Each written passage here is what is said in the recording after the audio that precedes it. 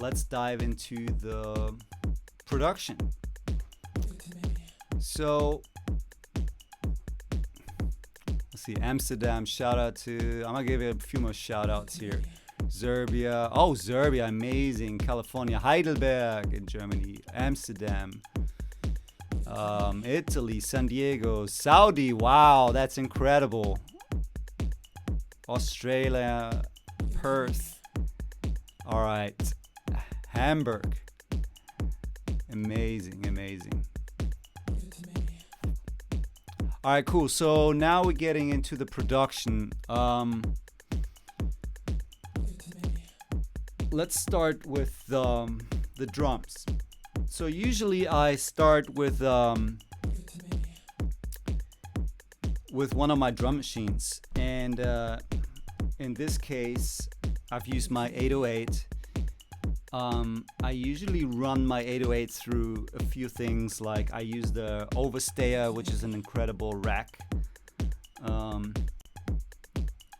And so let's see. So here's one drum loop. Guys, also let me know, how's this sounding? Do you hear me? Do you hear the music loud enough? I can do little adjustments here.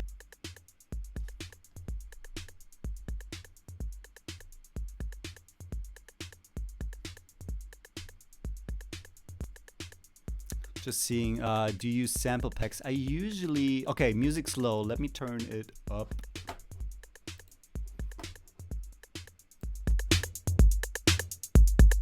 Alright, that should be better now.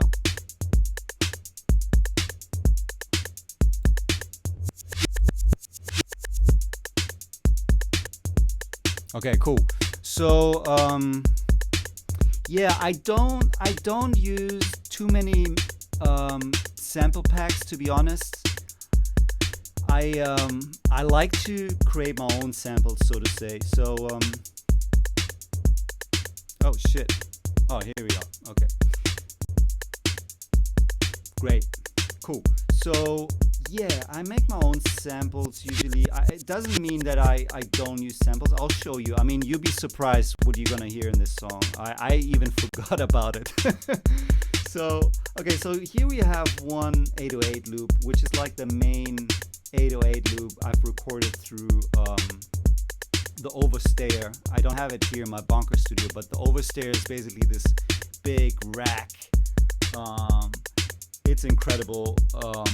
It's got different types. It's like a compressor, EQ, saturator, harmonizer, all in one. It's kind of like yeah, we'll go through my sidechain settings as well. I'll show you everything. You'll be surprised. But the overstayer is sick. So I usually use it to record anything. I have it on my patch bay. I run drums through it. I run synths through it. I run my modular system through it. Sometimes I do a whole master through it. I have two of those. I have the old overstayer and the new overstayer. So this gives this like 808 kind of like a nice, warm, slightly saturated sound. It's pretty sick. And then I have the kick drum, which is nothing else than 808. Very basic, but short. So as you see, it's pretty short. I like short kick drums when it comes to house music. Like if you think about the, let's say, the 707 drum machine, you know, it's just like a really good knock-in kick drum, but there's no decay or anything. But that leaves room for bass, and I got a lot of bass in here, so I kept the 808 really short decay, and then I added this like tiny kick that is just a little click, but it has this, like, if you have your headphones on or your good speakers, it's like white sounding. It's like a kind of yeah, it gives a little bigger feeling to the kick drum, and also adds this little click, which sometimes is good to have. So that's that. And then let's see, what else do we have? I'm gonna bring in the elements step by step. Then we have a, you know, kind of a saturated lo-fi 808 clap as well. By the way, I'm gonna go into the questions after everything. Okay, so someone from Defected, please write down the questions, and then maybe in like 5 to 10 minutes or something, I can go through everything and answer everything. I'd love to do that as well. So yeah, so the saturation, as I explained, comes mostly from that overstayer. Then I added another top loop that gives this, because like, you know, the 808 is basically, you know, cut probably around like 9 or 8K, but I didn't want it to miss some of the high and also wider sound, because the 808 is mono. So alright, cool. So music's a little loud. Let me turn it down a little bit for you. No problem. Okay, that should be better now. So this is another top loop.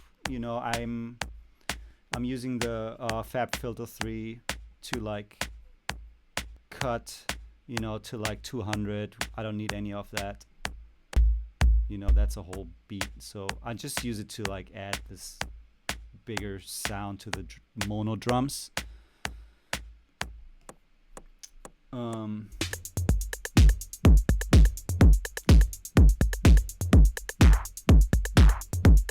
And then I have some, let's see, what else?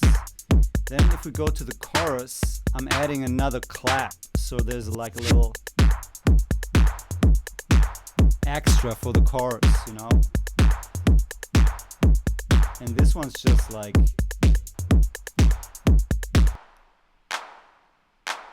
more distorted, bigger sounding, you know. I've sent it to them. We'll go about my buses as well. I have quite a few buses going on here as well. But yeah, this one adds just it kind of complements the other clap as well quite nicely, I think. And I've just panted a tiny bit to the right. And then, surprise, I have some percussive stuff as well. Like, yeah, you can't really hear it, but it adds another, more like a 3D layer. I love to have at least one 3D sound as well. That is like a room type of situation.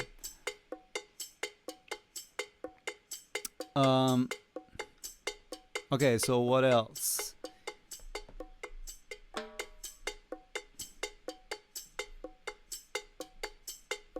Let's see.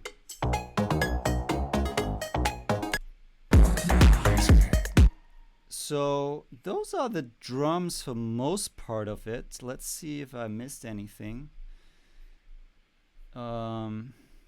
You know, that's the cool thing when you work with drum machines, and I love drum machines. I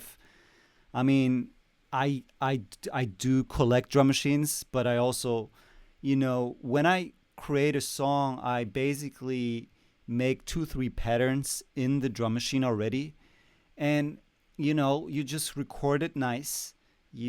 Sometimes I record, you know, the single outputs as well if I wanted to play with it, but it takes off so much thinking and work and trying to figure out like what's the best kick drum and what's the best snare drum and all that. You know, like when it comes to house music, you don't have to make it too complicated, because it's like, you know, the most of the house tracks use, you know, 808, 909, 707 drum machines, and you know, you can make dope tracks with that. I mean, you know, but it's more about the process than the sound. Like I just love to make the patterns in the drum machine and record that in, and then, you know, that's that's already setting a vibe, you know.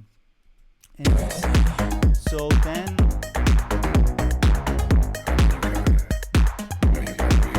let's talk about the bass. That one is crazy. So for the bass, I like that question. Do you even use non-musical equipment to create sounds? I do as well, yes. It really depends. But check this out. So on this record, and you'd never think, but I made the craziest bass sound. Basically, all of this makes the bass sound. All of what I just highlighted. And it's a bass that is mono, that is left, that is right, that is on the sides, that is everywhere. And I'll show you my trick and how I made it. But that was a really fun process that I've never really done with any record before. I mean, I do layer bass sounds. I do layer arpeggiated kind of bass sounds as well. But yeah, that one's crazy. So I think it all started with this sound that I put on the right side, which is the Pro 1 synthesizer. So the Pro 1 is this old 70s, 80s synth. I absolutely love it. And so it kind of started with that. You know, you can like detune it slightly, the oscillators.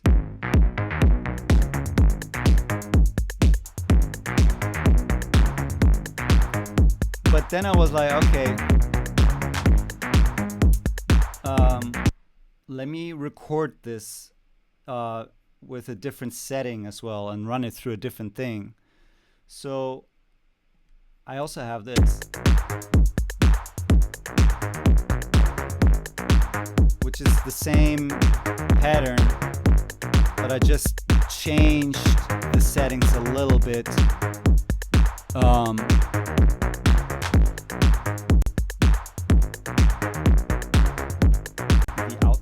The output should be, let me double check. I mean, the output should be left and right.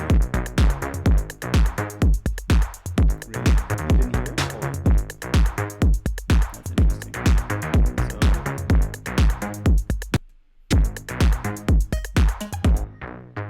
this should be on the left side now.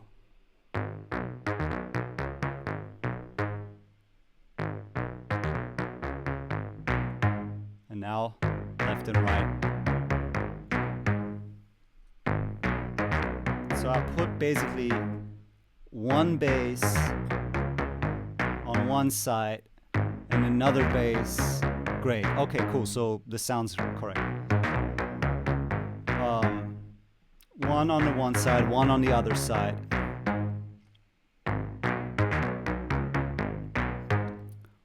Well, if some people say both sides, then I think the mono is more on your end.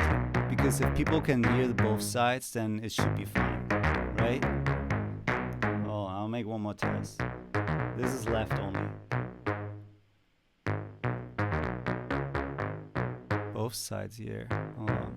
Wait, what? Okay. Let's see.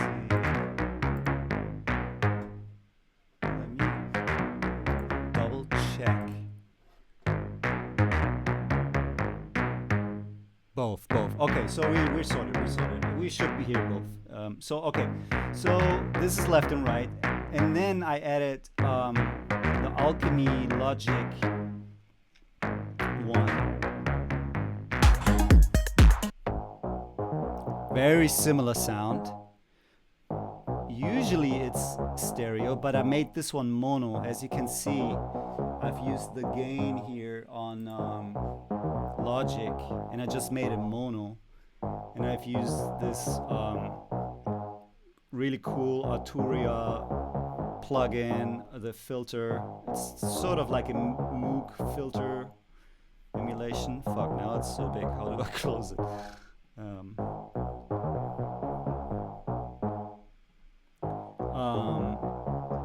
But yeah, it's the alchemy. So, you know, soft synth, but you make it sound interesting with a filter. I'm using, you know, EQing here.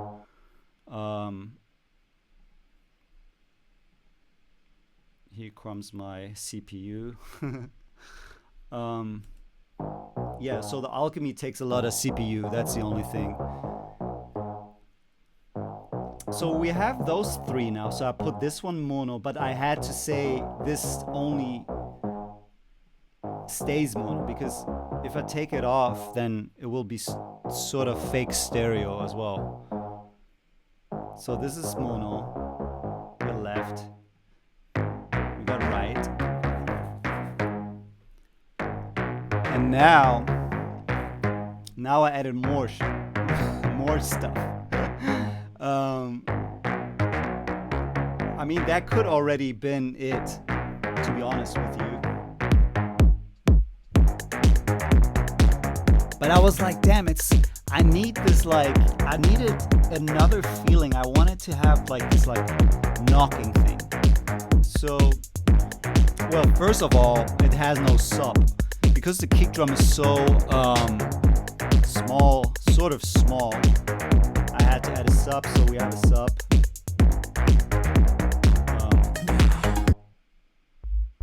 Very low, and I'm using the Rob, what's it called, Rob Paben sub bass. I had to bounce it because it also takes so much CPU, but it's called Sub Boom Bass by Rob Pagan or something, and it's just doing basic sub, very low, nothing in the frequencies from those guys.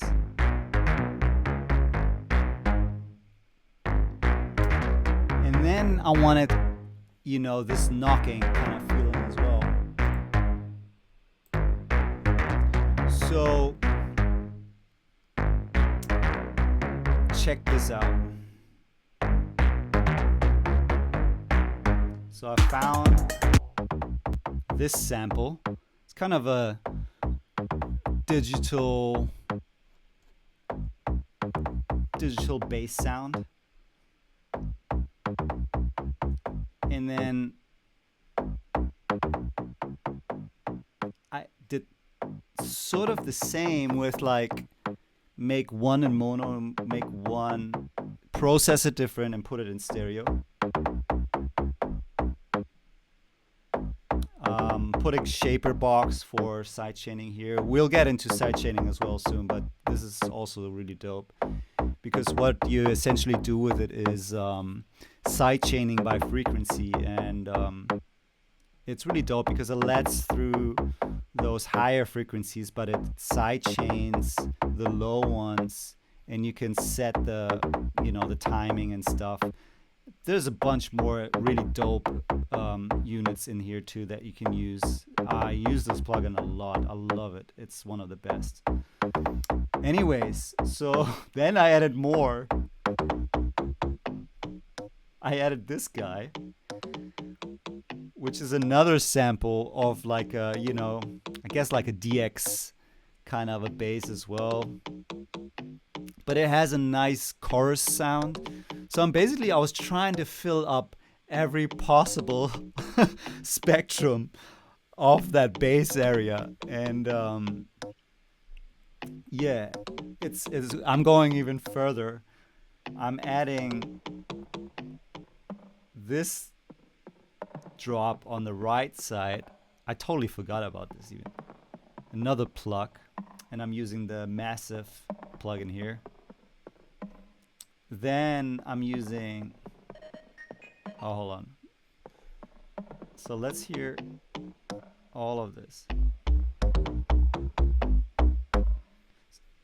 So that has nothing to do with the whole Pro 1 bass idea, but it adds the knock that I was looking for.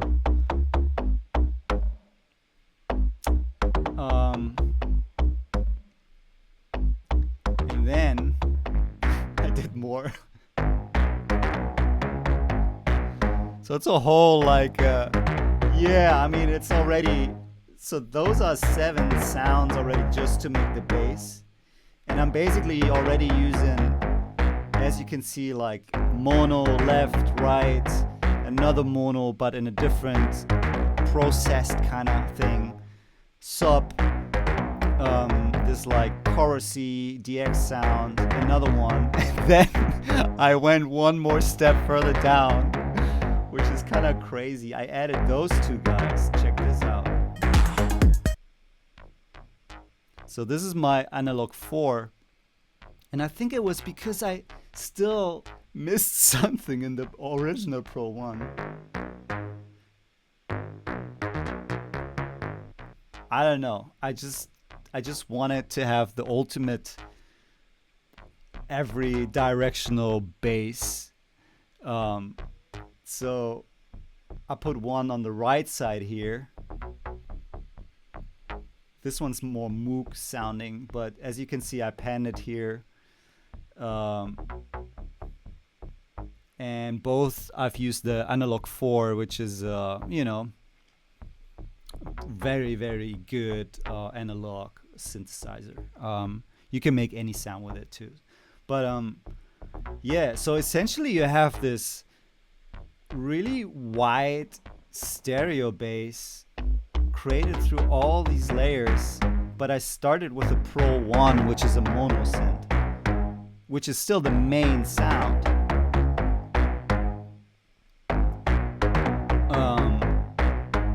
And then, you know, all of these are processed different. Obviously, you know, I'm trying to make space with the cues. You know, I'm using a mix of both, like universal audio and I love the Q3, but I've added one more acidy kind of one that's coming to the end, because, you know, why not make a bass out of 1, 2, 3, 4, 5, 6, 7, 8, 9, 10. Make one bass out of 10 layers. I gotta have an 11 one, which is coming here. This is this guy.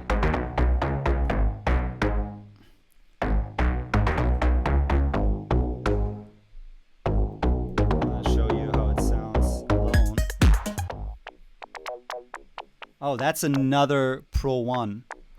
So I did another Pro 1 recording.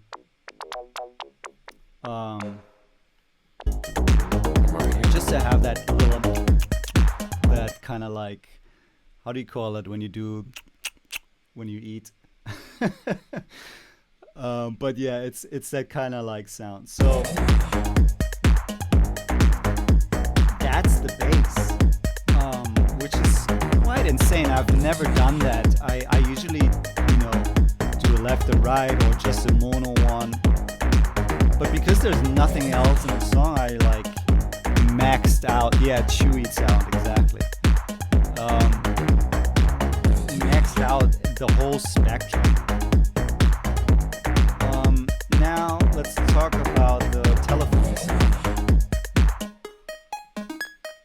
This is the ARP, Arturia ARP. I have the real one as well, but you know, it really depends on my process. I mean, I gotta say the ARP 2600 is my favorite. I have my top 3 synths of all times, I think, are ARP 2600, 303, and maybe something digital, I don't know. But yeah, so the ARP 2600, you can make any sound with it. But I sometimes use the plugin. Who cares? I was looking for that sound, and that was the quickest way to make that. So I made that. I panned it. Quite interesting, I just see. And then I added the noisier one on the side only. I just put it here, a little on the left. Here's the panning. It's of those sounds. You know, to get that wide feeling, it's a lot about panning, basically. So that's that. Now we talked about the drums, talked about the bass. So yes, there's MIDI. Yeah, so that's MIDI, right? I played those notes. But in my studio,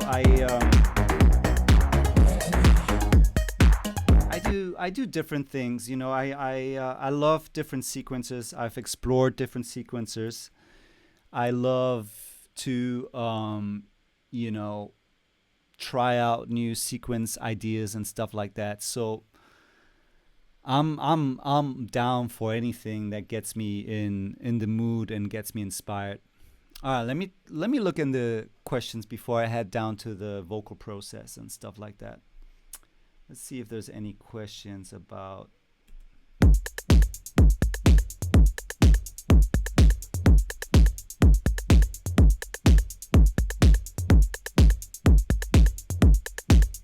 How you guys feeling?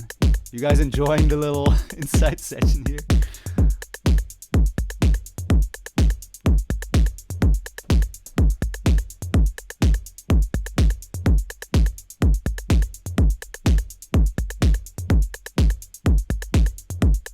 Oh yeah, by the way, I have my own Twitch channel too. It's BOYSNOIZE. You should make sure to follow it because I'll be going there and do all that stuff as well. This is a special Defected in the groove stream, so you're getting all my things happening loving it. Alright, cool. So Elax is still there. Elax has some big records, I heard. Oh, nice, the Bearing of 303. Cool. So let's get into the vocals.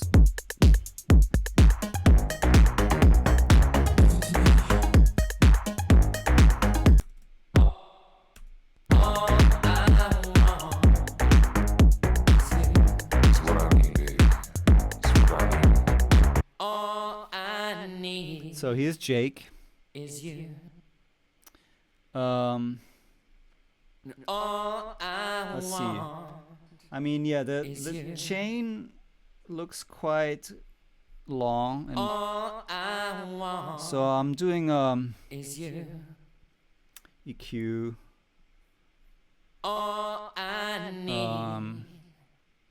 Why didn't I take out the low end? That's crazy. I use the Fairchild compressor. I do a little bit of flanging because that's always nice with Jake's voice. I'm doing a little bit of imaging. I mean, a lot of the times I'm just like playing with stuff, so then a limiter. I love that one. I usually use the beige one for vocals, but for some reasons I use the silver one. Do another EQ for some of the frequencies that heard. Then we have some little slap delay that gives like a character. Oh yeah, then I make sure I take out the something here. I could have done even more, but I guess sometimes it does weird stuff when I take out too much low end. And then a limiter. Again, the Pro filter is really nice. It's very transparent. So that's that. And then I'm sending it, If you guys want to know my buses and stuff like that, we can get into that too, because on the whole bass part, I forgot to say, jumping back on the bass, all of them go to one bus, sometimes two buses.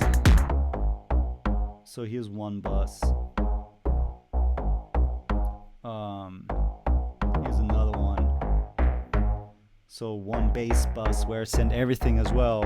It's like a, New York style compression stereo parallel. But then I EQ the buses way different. I usually take out some mids, which I didn't do here. I boosted a lot of shit. I use the shadow hills on the bus, and then sidechain again, the whole bus. Sometimes I do a second bus with more distorted as well.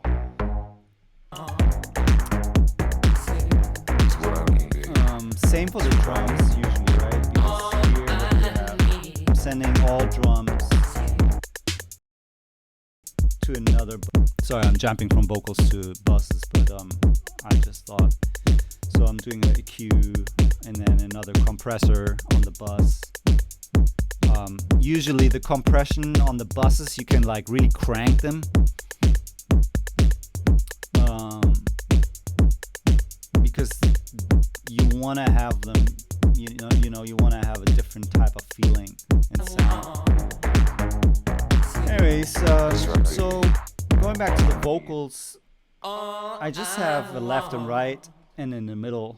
So I pan one left, one right, one in the middle, tiny bit of autotune, just barely working. They all go to a bus. I'm using Soothe. I love Soothe as well. It's really nice, dynamic frequency. You know, it reacts on the frequencies like a multiband kind of EQ.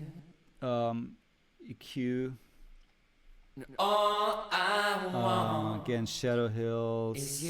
I mean, compressors, I usually go, it could be this one or it could be another one from UAD that I use. It really depends on the mood or whatever I just see in the moment. They're all good. And we have the pitch down vocal. This one's quite processed, quite heavy as well. That's right, baby. All I need is you. I love this reverb as well, which is a short. That's what I need, baby. That's what I need. I'm usually using also the H3000, the Eventide, which I have in my studio as a rack. I have it as a plugin, but not on this computer. So I replace it with the Soundtoys Microshift, which is built by, apparently built by the Eventide guys, or vice versa. But I prefer still the H3000. That's what I need. Hope how you guys doing with all the technical stuff? Alright, cool. So, what else? We got my good friend who did the Give It To Me vocal because I had it in my mind and I asked her to do it. Give it to me. Give it to me. Give it to me. This one's crazy processed as well. Give it to me. Give it to me. I pitched it down a little Give bit. it to me. Give it to me. Give it to me. But yeah, the processing, I wanted that one to be really big and stereo-ish feeling. Give it to me. So again, just penned it left and right. Give it to me. As you can see, some of the plugins aren't loading up on my laptop here. I made it on my computer in Berlin. So some of the Waves plugins, I only have one license, which is really lame. That plugin company would only give you one fucking license. Sorry. Okay. Yeah, I think that's the main stuff. Let's see.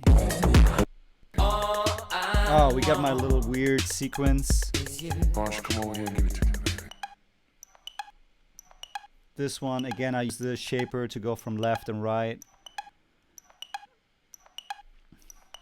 Cool, I'm gonna get into all questions in a second.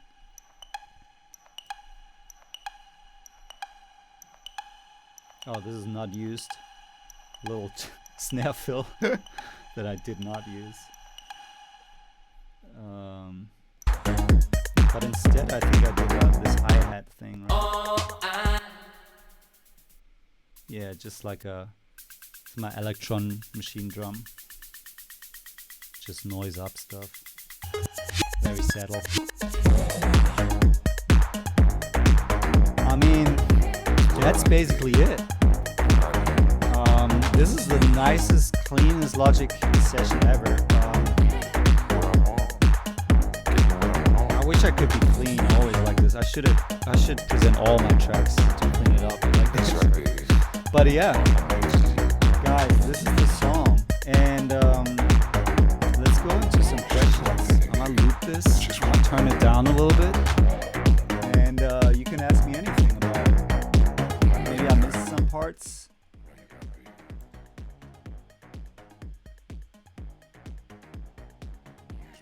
All right. So, first of all, thank you all for tuning in. Thank you, Defected, for letting me doing this on your channel. Really happy about the song. It's a banger. It sounds amazing. I saw Solomon playing it, opening up his set. That was quite cool.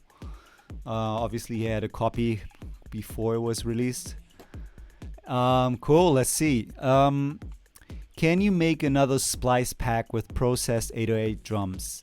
I will make another sample pack, that's for sure, but I won't necessarily put it up on Splice. That's to be confirmed. How do you know a tune is done and finished? I mean, that's a pretty good question. It's a difficult one. It really depends.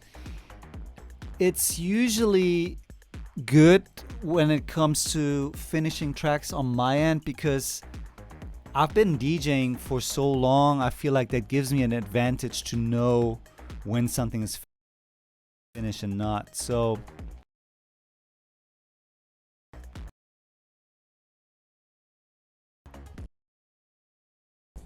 yeah, I am not too crazy. And also, you know, when you make club music, it's already putting something, you know, making some architect a song, you know, like to like really play with a lot of ideas and bringing in sounds and, you know, doing experiments and replacing things. I love that as well.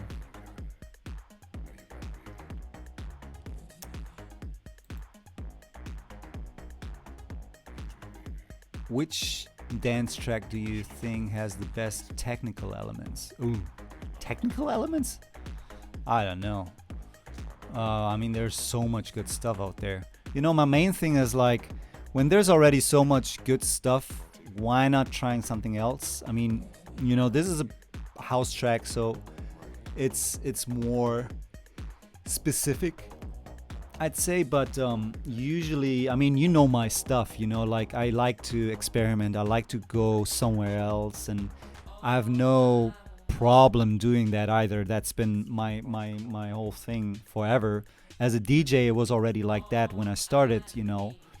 I like to mix in a house track with a techno track, with a disco track, with an acid track, with a, you know, I just love it. I get bored doing the same thing over and over. So every time I do something, I try to do something that I haven't done, and especially haven't, you know, try out something that is maybe not already released. Let's see. Do you feel that after not touring for a while, your taste for what you want to produce has changed? I mean, yeah, not touring has definitely affected me in my process. I did, in the beginning, I made a lot of techno tracks, a lot of house tracks, a lot of club stuff. Realizing that there's no clubs for a while, I stopped making club tracks. Also, I sit on probably like 500 tracks. So I didn't do club tracks for a while during Corona, not too many. So I tried out different things. I did some, you know, productions for other people. You'll know more soon about it. But yeah, it did affect me for sure. Blasting in my face, please. Let's see. Yeah, of course I like Francois K.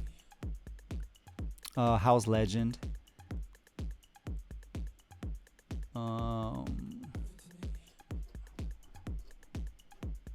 Where do you think electronic music will go within the next 10 years? Which direction of development do you expect? Honestly, it kind of always goes in circles, you know, and one thing's for sure, that disco and house music will be there forever, and it always comes down to those classic ingredients and classic elements in it, and it's the same for techno as well. You know, obviously technology and, you know, new plugins, new equipment, new modules. By the way, a little self-promotion here, but I'm dropping my first Eurorack module that I built with Steady State Fade and my friend Basic. So I'll build my own module for Eurorack, and it's a processing module. It's coming this week. It's a new company that I'm starting called BII. Check it out. It's BII and Steady State Fade. But anyway, it's coming back to, you know, I think technology really changes stuff. Like you've seen it with bass music, you know, or you know, all these 808s you hear in trap music. Like, you weren't really able to have it sounding like that 10 years ago. So, you know, technology and what's built and instruments really shape the sound. You know, like the 303 made acid house, 909 made techno, 808 made, you know, electro, all that stuff. So these instruments and these plugins or whatever and softwares, they shape a style sometimes, and every couple of years something new comes out of it. So that happens constantly, but somehow it always comes back to the few key elements of what house, what techno is, what disco is, and that doesn't really change that much. So, you know, both change and no change. As you see, like, there's so many new records coming out that sound like 98, 92, 95, you know, but they just more pumped up. They add a little new taste, and, you know, that's the exciting part, to add what can you add as a producer to make something new. I think that's always a good approach to friends. Okay, to 2 days of Carl Craig on his channel, he stated ARP. Oh yeah, the ARP 2600, man, such a bomb. I mean, they just did a clone, a Cork clone.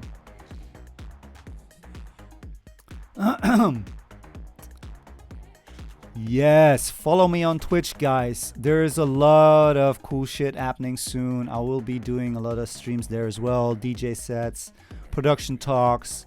My community there also is into modular. If you like modular, if you like Eurorack, if you like analog equipment and stuff like that, that's a cool place to be at, as well as of course anything in my universe. Let's see, where are we at? I think I'm gonna wrap it up soon if there's not any more questions. Sure.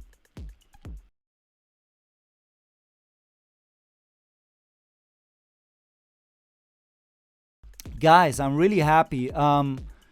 Thank you so much for having me. Thank you, Defected. If you haven't checked out the record yet, please. Yeah, I think it's time. Dog Blood's still alive, of course. I was just talking to Sonny. He just dropped a new record with Fortet. Sounding pretty cool.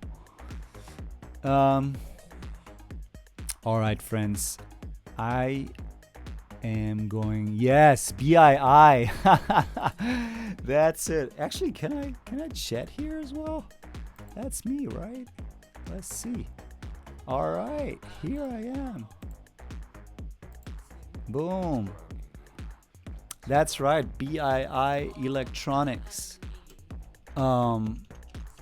Fuck, I'm so stoked about all these things that are coming out more and more. The music, my instrument, all this new stuff you can find out also on my channel. Again, thanks guys, and so much love to Defected Records, my brothers and sisters from the UK, everybody tuning in from around the world. Amazing to see so many people here. Much love, guys. I'm checking out. Let me double check here. I think we're good. Let me turn up the music.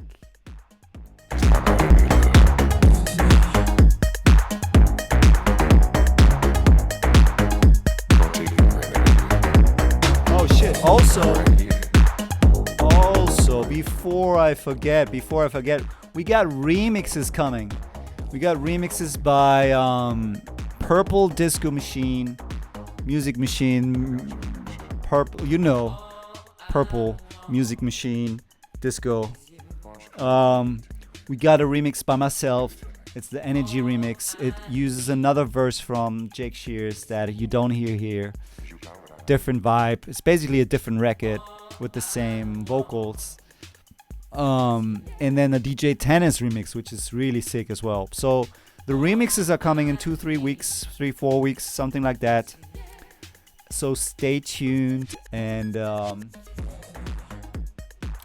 I'd say house music all life long, right? Guys, enjoy the rest of your week. Much love. Stay tuned, and I hope I see you on the dance floor soon and we can dance to this record. That's right, baby. Much love.